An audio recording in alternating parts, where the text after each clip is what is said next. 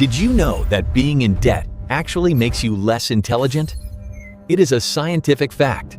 Princeton researchers found that financial stress drops your IQ by 13 points, like losing a night of sleep. If you do not master your money, you will be trapped in a glass cage that you cannot even see.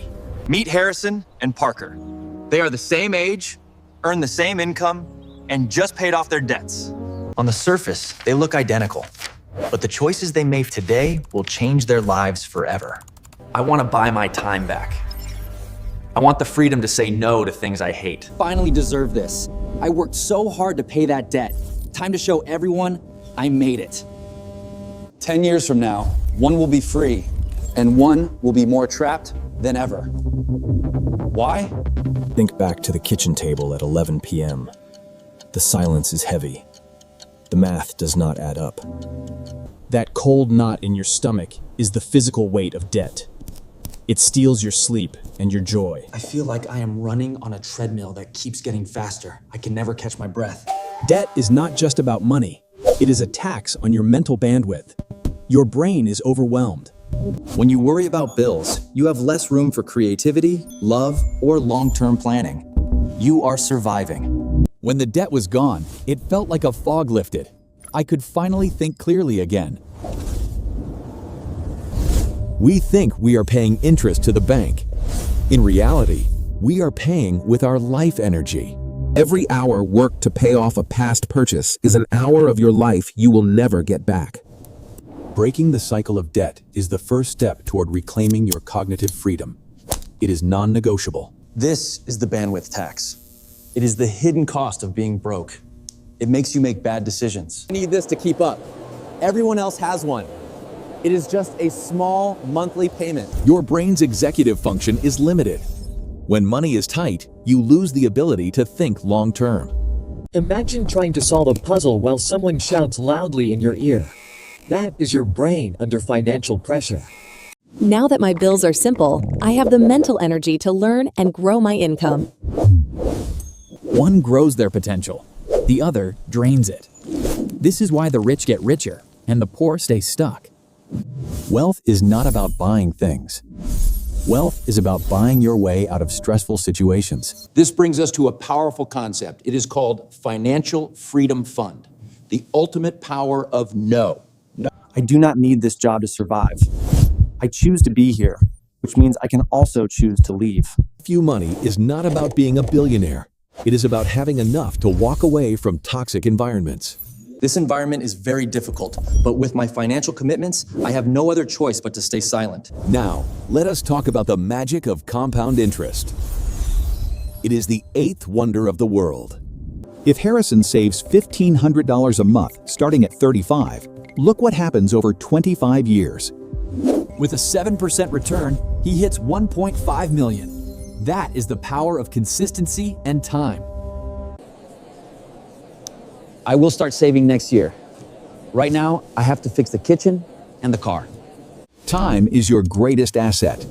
But for most people, it is their greatest enemy because they wait too long. Compound interest works for you or against you.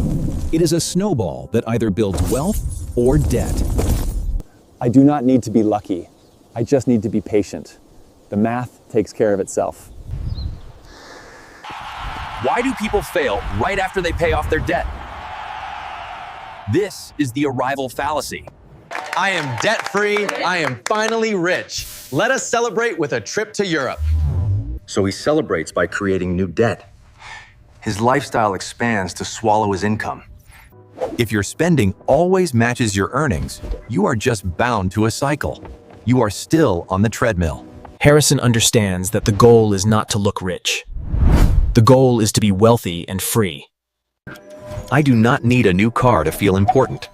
I have peace of mind.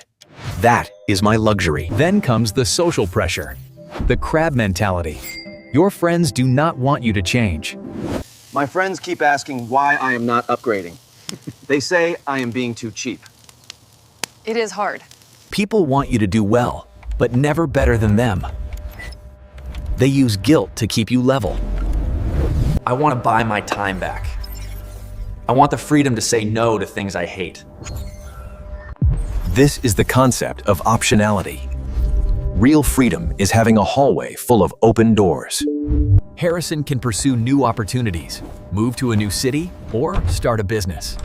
He has choices. Parker has only one door. Keep working. He has zero optionality because his debt owns his future. Money is not the goal. Control is the goal. Being the architect of your own schedule. The best thing money bought me was the ability to be here, right now, with them.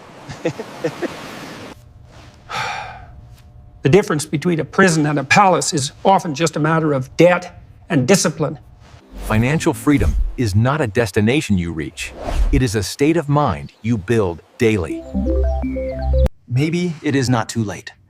Maybe I can start choosing freedom over status today. It starts with one small choice. $1 saved. One no to a purchase you do not need. Which path are you on? The path of the cage or the path of the open door? Discipline is just remembering what you want most instead of what you want right now. I am tired of performing for people who do not even care about me. I am done. The greatest return on investment is the ability to wake up and say, I can do whatever I want today. This is not just for Harrison and Parker. This is for anyone willing to see the truth. Wealth is the fire that keeps you warm in a cold world. Do not let it go out. Reclaim your bandwidth. Reclaim your intelligence. Reclaim your life. It starts with your next dollar. The cage is open. You just have to decide to walk through the door and never look back. True freedom is the power to choose. Choose wisely. Your future self is watching you now.